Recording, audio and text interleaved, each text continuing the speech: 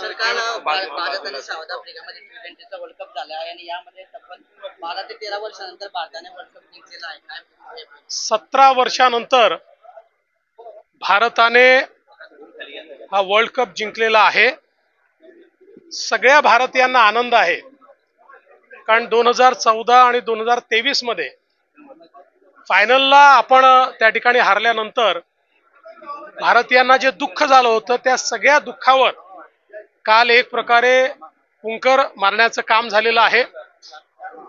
आणि ज्या प्रकारे आपली टीम काल खेळली,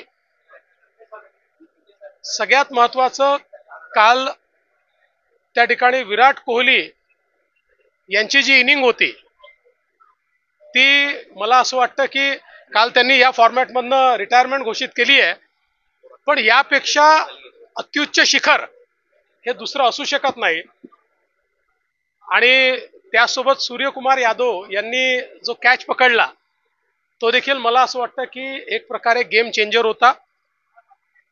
बुमराची बॉलिंग असेल, हार्दिक पंड्याची असेल, एकूणच आपल्या टीमने एक नवीन रेकॉर्ड केला. पूर्णपणे या ठिकाणी अपराजित आपली टीम या वर्ल्ड कप मध्ये राहिली आणि म्हणून भारतीय टीमचं कॅप्टन रोहित शर्मा आणि सगळ्या टीमचं मी मनापासून अभिनंदन करतो.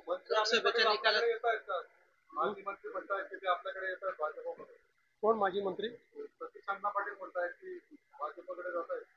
चांगला आहे, आनंद आहे. लोकसभेच्या निकालानंतर आपण सर्वांना जमिनीवर आणलेले आहे. त्या लोकसभेच्या निकालानंतर आपण बोध घेणार का असं वक्तव्य राज ठाकरे त्यांनी काय वक्तव्य केलं मला कल्पना नाही. हो, आगामी काळात कसा टीम इंडियाने खेळ केला, आगामी काळात आपण कसा खेळ करणार आहे विधानसभेसाठी? आमचा खेळ देखील तसाच राहणार आहे. विधानसभेची मॅच ही आमची महायुती जिंकेल त्या दिशेने आम्ही अग्रसर झालो. शिखर